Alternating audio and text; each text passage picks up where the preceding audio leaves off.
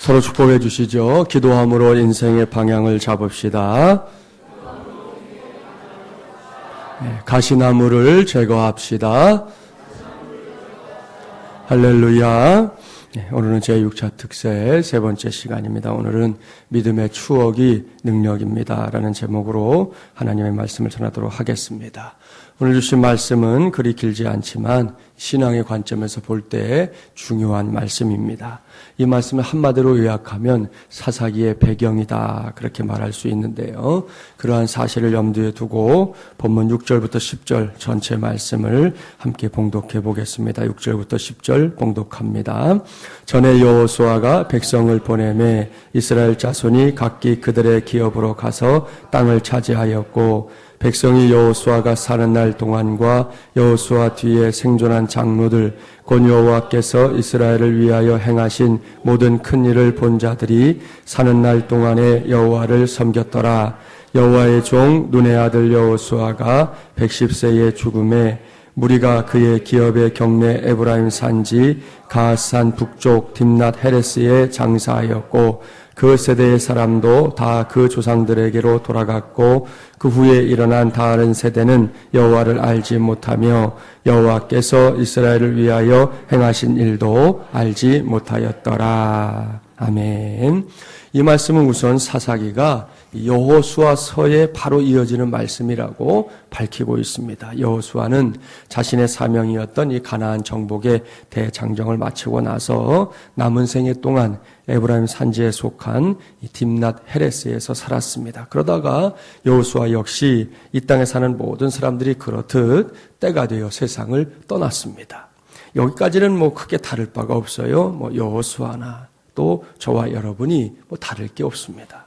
그런데 이제 그 다음을 주목해야 합니다. 여호수아가 세상을 떠났습니다. 여호수아를 더 이상 세상에서 볼 수 없게 된 것이지요. 그런데요, 꽤나 긴 세월 동안 여호수아의 영향력이 이스라엘 백성들 가운데 남아 있었습니다. 그들은 하나님께서 여호수아와 함께 하시며 이루어 놓았던 그 위대한 일들을 기억하고 있었습니다. 오늘은 이것이 중요합니다. 그 기억의 내용이 무엇인지 짐작이 가시죠? 대표적인 사건 두 가지 꼽아볼 수 있어요. 첫 번째는 요단강 도하 사건입니다. 요단강 도하 사건은 이 사건이 벌어진 때로부터 40년을 거슬러 올라가면 확인할 수 있는 홍해 도하 사건과 쌍둥이 사건입니다. 거대한 홍해 바다가 좌우로 쫙 갈라졌잖아요. 그 사이로 길이 열렸고 이스라엘 백성들은 자신들을 잡아 죽이기 위해 달려오고 있는 애굽의 군대를 뒤로하고 홍해 바다를 저벅저벅 육지처럼 건널 수 있었습니다. 동일한 사건이 여호수아가 인솔하고 있는 이스라엘 백성들의 눈앞에서 펼쳐진 것입니다. 제사장들이 법궤를 어깨에 메고 요단강에 그 발을 담그는 순간 요단강이 쪽 갈라졌습니다. 거기에 생긴 길을 따라 이스라엘 백성들은 가나안 땅에 입성했습니다. 이게 말로 하니까 그렇지 그 현장에 저와 여러분이 있다고 한번 생각해 보십시오. 두 눈이 휘둥그레졌을 겁니다. 입을 떡하니 벌려놓고는 한동안 다물지 못하고 있었을 겁니다. 이 사건은 하나님께서 여호수아와 함께 하셨다는 확실한 증거였습니다. 다음으로 꼽을 수 있는 것은 뭐니 해도 여리고성 함락작전이지요. 여리고성은 철옹성이었습니다. 육중한 성곽은 보는 사람들을 기죽게 만들었습니다. 그런 거대한 성을 이스라엘 백성들이 하루에 한 바퀴씩 돌았습니다. 여호수아가 하나님의 명령이라고 하니까 하긴 하면서도 이스라엘 백성들 스스로 자신들의 꼴이 우습다고 생각했을 겁니다. 여리고성 사람들이 성곽에 올라와 가지고 조롱할 때면 쥐구멍이라도 들어가고 싶었을지도 모를 일입니다. 그래도 시키니까 했습니다. 하루에 한 바퀴씩 돌고는 진영으로 돌아왔지요. 그러다가 1회째 되는 날에는 7바퀴를 돌라고 합니다. 이 명령에 짜증난 사람들도 많았을 겁니다. 차라리 칼이나 창을 들고 싸우는 게 낫지 이게 뭐야? 라고 투덜거리는 사람들도 분명히 있었을 겁니다. 그런데 이게 웬일입니까? 7바퀴를 돌고 나서 여호수아의 명령에 따라 이스라엘 백성들이 소리를 지르자 철옹성이었던 여리고성이 매가리 없이 무너져 내렸습니다. 여리고성은 순식간에 아비규환에 빠져들었지요. 결국 이스라엘 백성들의 완벽한 승리로 전쟁이 끝났습니다. 이 사건 역시 이스라엘 백성들의 눈에는 하나님께서 옳거니 여호수아와 함께 하시는구나 하는 증거가 되었습니다.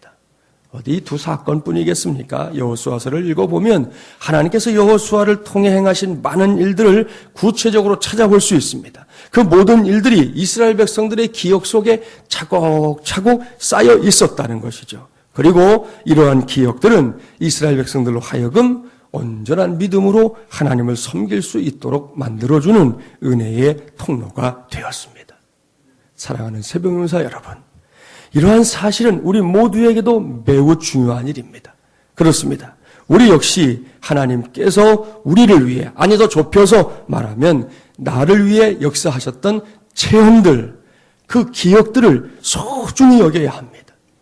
그것들을 너무나 쉽게 까먹거나 잊어버리면 안 된다는 것이죠. 내 인생의 이력서에 반드시 하나님과 동행했던, 하나님 때문에 행복했던, 하나님 때문에 절절한 은혜를 체험했던 기록들이 써져야 합니다. 그것들을 잘 간직해야 합니다. 그러면 언젠가 그 기억들이 우리의 믿음에 큰 유익이 되는 것을 체험하게 됩니다. 이런 말씀이에요. 살다가 우리가 끝까지 지금의 믿음 그대로 잘 가져가면 참 좋겠지만 그렇지 못하다는 거 저와 여러분이 이미 다 알고 있어요. 아무리 하늘을 찌를 듯한 믿음을 가진 사람도 평생을 그렇게 살지 못한다는 거 우리 다 알고 있어요. 아무리 대단한 능력을 행했던 사람도 그 인생 마지막까지 그렇게 사는 것이 결코 쉽지 않다는 거 다 알고 있어요.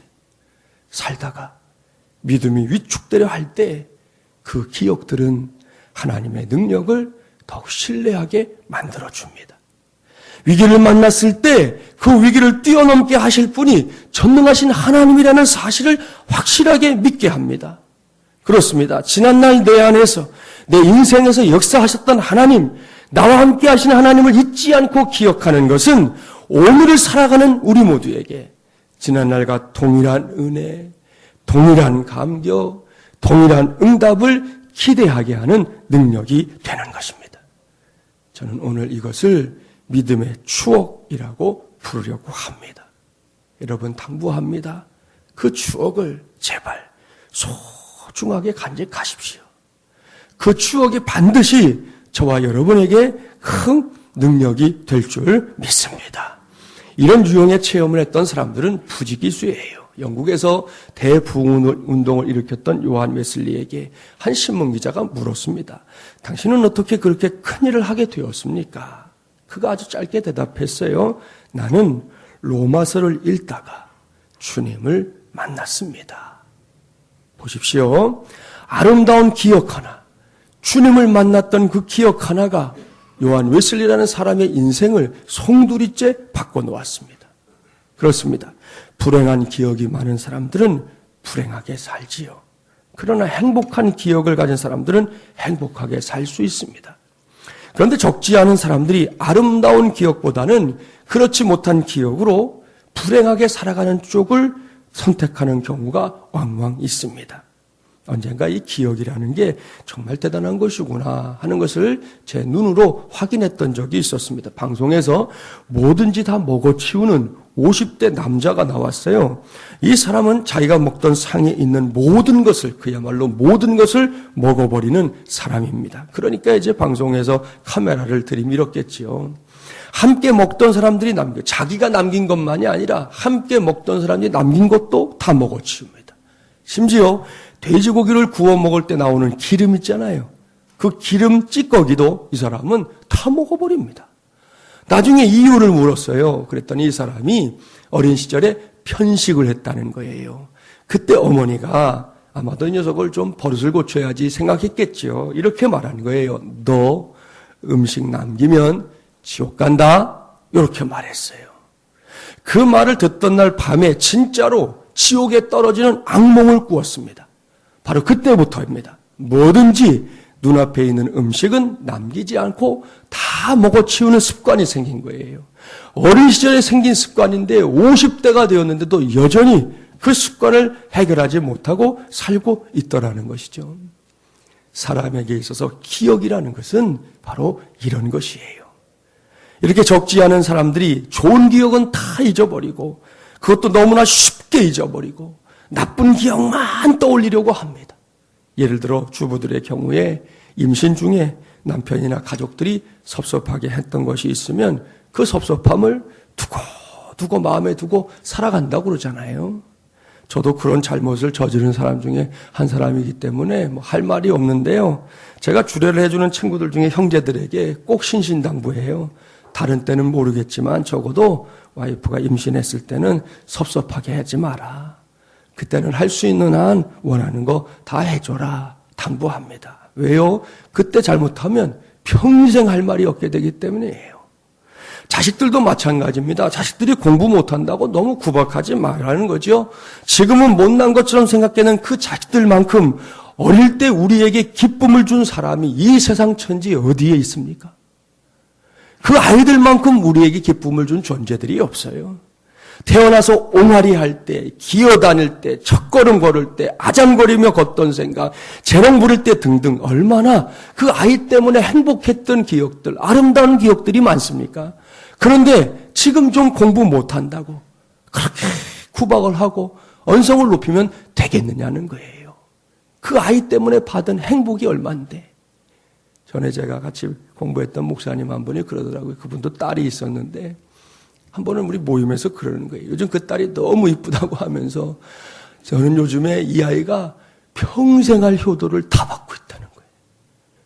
평생, 나중에 아무것도 안 해도 괜찮대요. 지금 이 아이가 하는 그것만으로도 자기는 평생의 효도를 다 받고 있는 것 같다는 거예요. 자식은 그런 존재잖아요. 저도 그렇지만 여러분, 그런 아이들로 인한 행복한 기억들 얼마나 기억하고 있으세요? 맨날 그냥 매들고 소리 지르고 아이고 이 아이를 잡지 못해서 안달하는 그런 우리 모습 속에 과연 그 아이들 때문에 행복했던 기억이 얼만큼 남아있냐는 것입니다. 이러한 사실은 우리의 신앙에도 접목시켜야 합니다. 그리스도께서 우리를 위해 십자가에 달려 돌아가셨습니다. 그로 인해 우리 모든 죄가 용서받았잖아요. 이제 이전 것은 지나갔고 새 사람이 되었습니다. 따라서 우리 모두는 죄의 종 아닙니다. 인생을 의미 없이 방황할 사람들 아닙니다. 죽음의 포로 아닙니다. 죽음의 공포, 질병의 공포의 노예가 아닙니다. 그리스도 안에서 참 자유를 얻은 사람들인 줄 믿습니다. 이것이 분명한 사실이기 때문에 이제부터는 구원의 감격, 그 놀랍고 아름다운 믿음의 추억 하나만으로도 우리는 얼마든지 복된 삶을 살 수 있어야 할 줄 믿습니다. 오늘 주신 말씀을 보라는 것입니다. 여호수아가 죽은 후에 한동안 이스라엘 백성들은 그와 같은 은혜, 그러니까 믿음의 추억을 통해 놀라운 은혜를 누렸습니다. 얼마나 감사한 일입니까? 여호수아 입장에서도 감사한 일이고 이스라엘 백성들의 입장에서도 감사할 일입니다. 그런데 계속되는 말씀을 보니까 그 은혜를 이어가는 전통에 문제가 생기고 있어요. 여호수아가 죽고 또 그와 함께 한 시대를 살았던 사람들이 살아있는 동안에는 괜찮았는데 그들마저 죽고 난 뒤에 세상에 남아있는 이스라엘 백성들 속에 문제가 생기고 있습니다. 본문 8절부터 10절까지의 말씀 다시 한번 봉독해 볼게요. 8절부터 10절입니다. 여호와의 종 눈의 아들 여호수아가 110세의 죽음에 무리가 그의 기업의 경내 에브라임 산지 가스산 북쪽 딥낫 헤레스에 장사하였고 그 세대의 사람도 다 그 조상들에게로 돌아갔고 그 후에 일어난 다른 세대는 여호와를 알지 못하며 여호와께서 이스라엘을 위하여 행하신 일도 알지 못하였더라. 사랑하는 세배용사 여러분 보십시오. 다음 세대들, 여호수아가 죽고 여호수아와 함께 살았던 그 세대들마저도 죽고 나서 그 다음 세대들이 하나님을 모르고 있습니다. 그들은 더 이상 하나님께서 이루어 놓으신 위대하고 놀라운 일들을 자신들의 것으로 삼지 못하고 있습니다. 이것이 문제입니다. 결국 이 문제 때문에 사사시대는 거대한 혼돈에 빠져들고 맙니다. 얼마나 안타까운 일입니까? 동일한 문제가 오늘날에도 나타납니다. 예수 그리스도를 믿는 사람들 가운데 신앙의 대를 이어가는 일을 소홀히 여기는 사람들이 많습니다. 자신들은 예수님을 믿고 하나님의 나라에 들어갈 소망에 들떠 있으면서도 자녀들에게는 그것을 확신 있게 증거하지 못합니다. 아니, 증거하지 않습니다. 죄송하지만 증거하지 않습니다. 그 이유는 자녀들을 너무 생각해 주기 때문이지요. 너는 지금 학원에 가야 하니 신앙생활은 다음에 하렴. 너 지금 할 일이 많은데 수련회 가게 생겼니? 성경학교 가게 생겼니? 그건 나중에 해. 너는 입시생이니 예수님 믿고 사는 거 입시가 끝난 다음에 해라. 그렇지 않아도 평일에 늦게까지 공부하느라 너무너무 힘든데 주일날은 좀 쉬렴. 교회야 다음 주에 또 가면 되지 뭐. 다 자녀들을 생각해서 하는 말이에요. 자녀를 위한다고 하는 말이에요. 요만큼도 자녀를 나쁘게 해야 되겠다라는 생각이 없어요. 정말로 위한다고 하는 말이에요. 그런데 여러분, 이것이 진짜로 자녀들을 위하는 것이냐 하는 질문입니다. 아닙니다. 자녀들의 영혼을 죽이는 일입니다. 자녀들로 하여금 세상의 밥이 되게 하는 것입니다. 세상을 내 밥이다 라고 생각해야 할 사람들을 오히려 세상으로부터 밥 취급을 당하게 만드는 일이라는 말씀입니다. 이래서야 되겠습니까? 오늘 주신 말씀을 보십시오. 그와 같은 일들이 현실이 되고 있습니다. 우리 주변에서도 마찬가지입니다. 이제는 목회를 하면서 이런 일들을 보는 것이 어려운 일이 아닙니다. 제가 목회를 막 시작할 무렵만 해도요, 이런 일을 보는 게 오히려 어려웠어요, 그때는. 믿음의 부모님들이 자녀들에게 신앙을 가르치는 것을 그래도 그 당시는 우선시했거든요. 그런데 제가 이제 한 해, 두 해 목회를 해가면서 지금에 이르니까 이런 일이 이제 오히려 더 흔히 보는 일, 당연한 일처럼 되어버렸다는 것이죠. 그동안 너무나 많은 것을 양보해버렸습니다. 아니, 사탄의 술수에 길들여져 버렸다는 표현이 옳을지도 모릅니다. 이제는 안 됩니다. 우리의 자녀들을 더 이상 이대로 방치하면 안 됩니다. 그러려면 저와 여러분이 먼저 깨어나야 한다는 것이죠. 사탄의 길들임에 빠져 허우적대는 삶을 청산해야 합니다. 우리 모두가 일어나야 합니다. 선포해야 합니다. 하나님의 전능하심을 선포해야 합니다. 예수 그리스도의 능력과 권세를 선포해야 합니다. 그 보혈의 능력과 구원의 역사를 선포해야 하는 것입니다. 그래야 할 때 사탄의 모든 계략이 무너질 줄 믿습니다.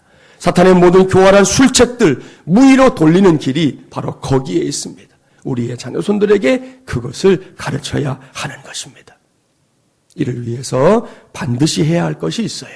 그것은 하나님의 말씀이니 성경을 비롯해서 일반 책 있죠? 여러분, 책들도 자꾸만 우리 아이들이 읽게 해야 합니다.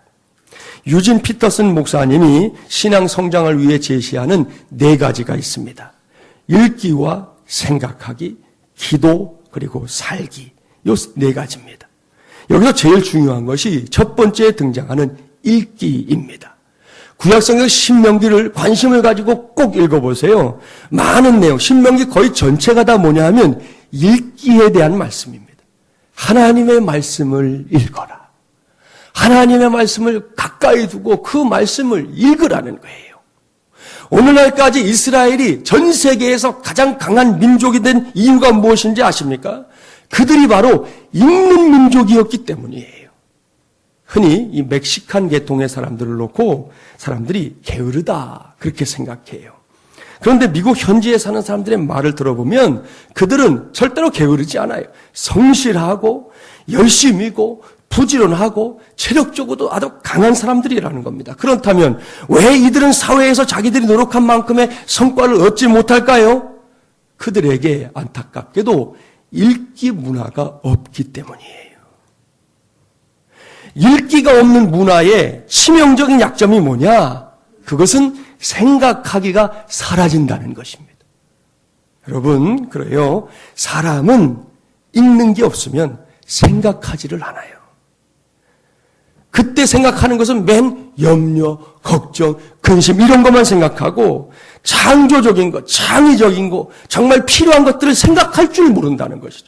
읽지 않으면 사람은 생각하지 않게 되어 있습니다. 누구나 그렇습니다. 이것은 참으로 무서운 일입니다. 요즘 인터넷이나 텔레비전의 영향으로 사람들에게 이제 뭔가 읽는 것보다 보는 것이 익숙해졌잖아요. 이게 문제입니다. 그 영향으로 지금 우리 사회에서도 생각이 사라져가고 있어요. 지금 별거 아닌 것 같죠? 한 세대만 지나보십시오. 이게 엄청난 문제를 일으키게 되어 있습니다. 벌써 그 문제가 지금 나오기 시작했어요. 인터넷이 많이 지금 유행하게 된 시대, 여러분 이렇게 뭐 홈페이지 이런 게 유행한 시대가 얼마 안 돼요.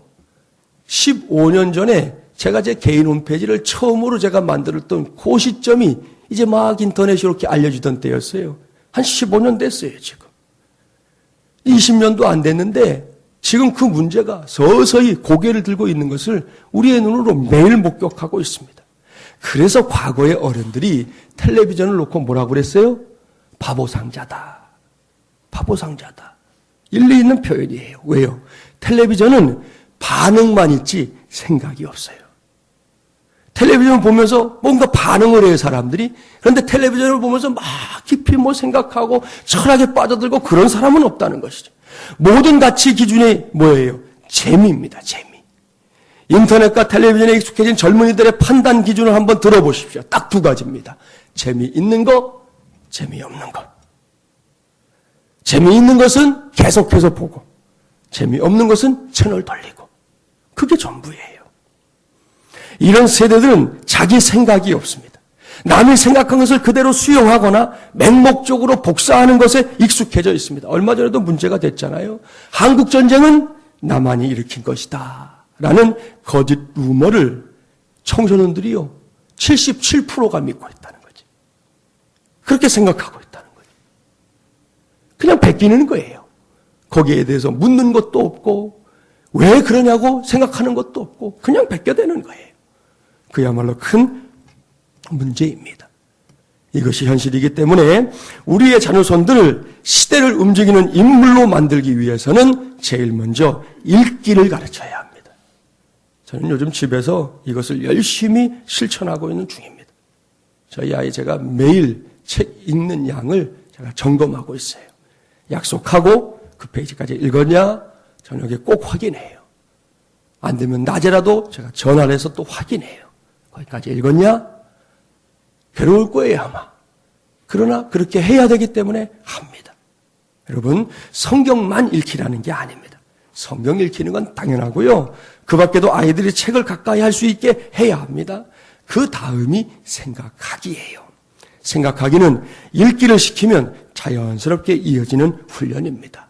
생각하기를 통해 깊이를 가르쳐야 합니다. 요즘은 아무도 생각하지 않으려고 하기 때문에요. 조금만 깊이 생각하면 그 생각하는 사람이 생각하지 않는 사람들을 끌고 가게 되어 있습니다. 그러니까 우리 아이들을 리더로 세우는 길이 거기에 있다는 거죠. 세 번째, 기도하기는 이제 읽기와 생각하기의 내용을 가지고 하나님의 깊은 지성소로 내려가는 시간이지요. 오늘 이 새벽에 저와 여러분부터 그렇게 해보기를 바랍니다. 기도는 내가 읽은 것. 자, 오늘 전한 말씀이 오늘 우리에게는 읽은 것이잖아요. 그것과 생각한 것. 말씀을 들으면서 지금 여러분에게 하나님께서 깨닫게 해주시는 것이 있으면 그 생각한 것을 하나님의 수준으로 끌고 들어가는 힘이 바로 기도에 있다는 것입니다. 그래서 기도가 위대한 것입니다. 옳습니다. 기도는 저와 여러분의 삶을 세상이 전혀 상상도 못할 인사이트와 깊이를 가진 것으로 변화시키는 위대한 작업입니다. 그렇게 기도로 변화된 탁월한 것을 가지고 세상에 나가 사는 것, 이것이 성도의 삶이라는 것이에요. 이 네 가지 꼭 기억하세요. 읽기와 생각하기, 기도하기와 살기. 이것이 저와 여러분의 신앙을 성장시키는 가장 중요한 축이라는 것입니다. 여기까지 우리의 자녀손들은 물론이고 우리의 신앙 성장을 위해 꼭 실천해야 할 것. 여러분 그냥 교회만 문턱만 넘나들고 주일날 한번 예배하는 것만으로 우리 신앙이 쑥쑥 자라는 게 아니라는 것이죠. 필수적인 요소가 있어요. 제대로 살기 위해서는 읽기부터 시작하십시오. 성경을 비롯해서 할 수 있는 한 많은 것을 읽으십시오. 우리 정직이 훈련 받는 분들에게 책 읽으라고 좀 해놨는데 어느 분이 지난주에 독후감 써오셨더라고요. 써오셔가지고는 3장, 4페이지짜리를 이렇게 독후감을 써왔어요. 그 책을 읽고 너무 감동을 받았다고. 목사님 좋은 책을 소개해 주셔서 감사하다고 하면서 그 책의 내용을 정리해서 갖고 왔는데요. 여러분, 저와 여러분에게 읽기가 꼭 필요하다는 거예요. 제발 책 좀 읽으세요. 정말 읽어야 돼요. 그래야 거기에 우리가 사는 지혜가 있게 되는 것입니다. 그렇게 읽어야 할 것 중에 하나가 앞에서 전했던 믿음의 추억도 포함이 됩니다. 이번에도 나눠드린 기도수첩, 여러분 폼으로 들고 다니라고 나눠드린 게 아니에요. 여기에 여러분의 믿음의 추억을 여러분의 필자로 직접 글로 좀 남기시라는 것이죠. 그리고 그 남겨두었던 것을 언젠가 여러분 떠들쳐 보면 그 읽기 역시 우리에게 큰 유익이 된다는 것입니다. 그러한 읽기를 통해 마비되어 있는 생각을 풀어보십시오. 당장 기도가 달라질 것입니다. 기도가 달라지면 응답도 달라질 것입니다. 오늘 이 시간을 통해 그러한 은혜를 직접 체험하는 저와 여러분이 되기를 주님의 이름으로 간절히 축원합니다.